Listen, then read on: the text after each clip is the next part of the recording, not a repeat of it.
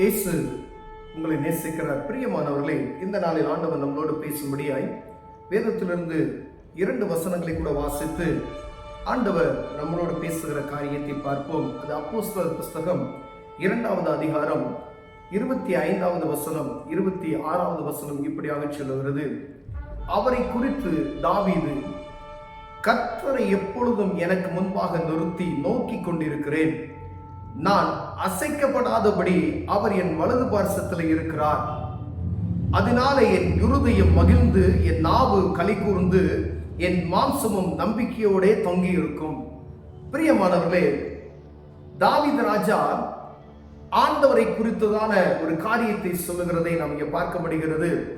தாவீது ராஜாவினுடைய வாழ்க்கை வரலாறுகளை நாம் வாசிக்கும் பொழுது, பழைய ஏற்பாட்டின் காலத்தில் ராஜாக்களின் புஸ்தகத்தில் நாம் வாசிக்கும் பொழுது, அவர் எவ்வளவு உத்தமமானவர், ஆண்டவருக்கு பிரியமாய் எப்படி நடந்தார், ஆண்டவர் அவரை எப்படியெல்லாம் பயன்படுத்தினார் என்பதை நாம் வாசித்திருக்கிறோம். தாவீதுடைய காரியங்கள், அவர் ஆடு மேய்த்ததிலிருந்து ஆண்டவர் அவரை பிரித்தெடுத்த பொழுது, அவரை கோலியாத்துக்கு முன்பதாய் உயர்த்தின பொழுது, அதே போல இஸ்ரவேல் ஜனங்கள் பாருங்க, சவுல் ராஜா அவரை துரத்தின பொழுது அவருக்கு ஆண்டவர் கூட இருந்து அவரை காக்கிறார்.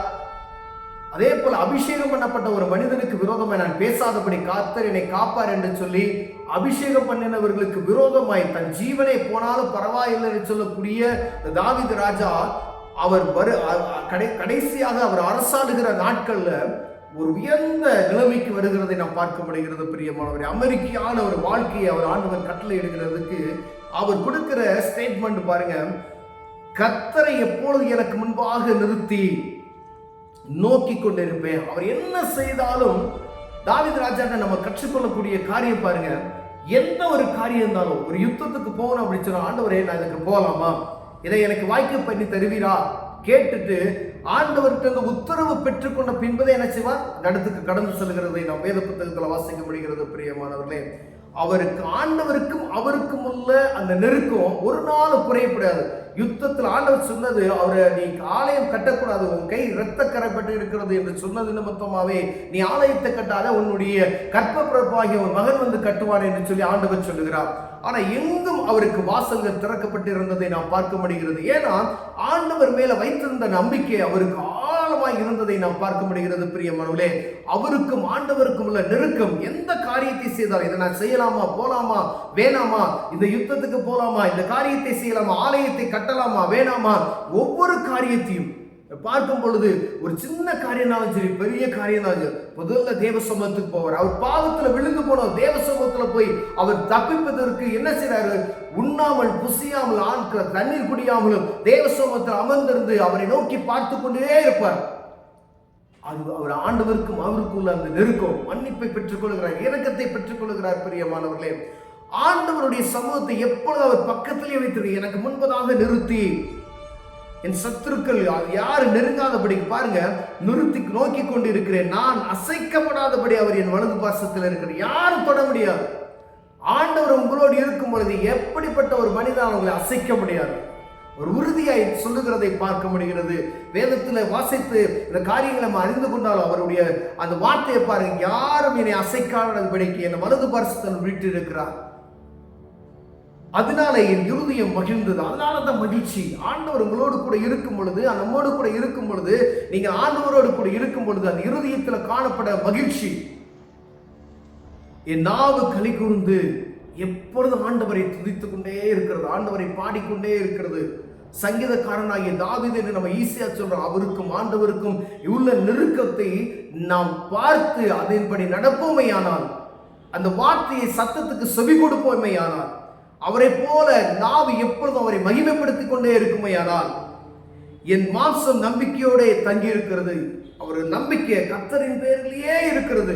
அதனாலதான் அவர் அசைக்கப்படாதபடிக்கு என்னுடைய நம்பிக்கை, உங்களுடைய நம்பிக்கை யார் மேல இருக்கிறது என்று பார்க்கும்படி ஆண்டவர் விரும்புகிறார். பிரியமானவர்களே, என் வலது பரிசத்தில் என் ஆண்டவர் இருக்கிறார், நான் அசைக்கப்படாதபடி ஒன்றும் செய்ய முடியாது என்ற உறுதிப்பாட்டோடு நாம் இருக்கிறோமா என்று பார்க்கும்படியாய் ஆண்டவர் உங்களோடு என்னோடு பேசுகிறார். தாவீது ராஜாவை போல எந்த ஒரு காரியம் தேவ சமூகத்துக்கு நேராக காரியத்தை ஏறெடுத்து வைக்க வேண்டும். என் நாவை எப்பொழுதும் மகிமைப்படுத்திக் கொண்டே இருக்க வேண்டும். பரிசுத்த ஆவியான பரிசுத்த நாமத்தை துதித்துக் கொண்டே இருக்க வேண்டும். அப்ப எங்க வேலை செஞ்சாலும் சரி, வெளியே போனாலும் சரி, வியாபார ஸ்தலமா இருந்தாலும் சரி, டிராவல் பண்ணாலும் சரி, இருதயம் ஆண்டவருடைய நாமத்தை மகிமைப்படுத்தி கொண்டு இருக்குமேனால் அப்ப உங்களுக்கும் ஆண்டவருக்குள்ள நெருக்கம் எப்பொழுது என்ன செய்யும்? உங்களுக்கு ஆண்டவர் எப்பொழுது யுத்தம் பண்ணிக்கொண்டே இருப்பார். பிரியமானவர்களே, அற்புதங்களை செய்ய ஆண்டவர் வல்லமையுள்ளவராய் இருக்கிறார் என்பதை மறந்து போய்விடாதபடிக்கு இந்த தாவீது ராஜா சொன்ன இந்த வாக்குத்தத்தத்தினுடைய வார்த்தைகள், இந்த ஸ்டேட்மெண்ட்டை நம்ம சுதந்திரித்துக் கொள்ளணும்னு சொன்னா, ஆண்டவர் என்னோடு இருக்கிறார், நான் தைரியமா சொல்ல முடியுமா? நீங்க தைரியமா சொல்ல முடியுமா? அப்ப நீங்க நான் ஒரு காரியத்தை அற்புதம் உங்களை ஆண்டவர் செய்திருக்கிறார் அப்படின்னு சொன்னா, ஆண்டவர் என்னோடு இருக்கிறார், நான் இம்மட்டுமாய் உயர்ந்ததுக்கு ஆண்டவரே துணையாய் இருந்தார் என்ற அந்த வாக்குத்தத்தமான அந்த காரியத்தை நாம் பறைசாற்றுவோமையானார்.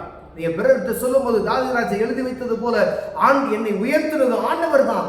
நான் இப்படி இருந்தேன், இந்த நிலைமைக்கு என்னை உயர்த்தி வைத்தது, நான் குப்பையில இருந்து என்னை உயரத்தில் தூக்கி வைத்திருக்கிறார், சேற்றில் இருந்து என்னை தூக்கி எடுத்திருக்கிறார், குடுவையில் இருந்து என்னை உயர்த்தி வைத்திருக்கிறார் என்று சொல்லுவோமையானால், அது நம்ம இருந்த நிலைமை இப்ப இருக்கிற நிலைமையை பார்த்து ஆண்டவரை துதிப்பீர்களானால் ஆண்டவர் உங்களை ஆசீர்வதிப்பார்.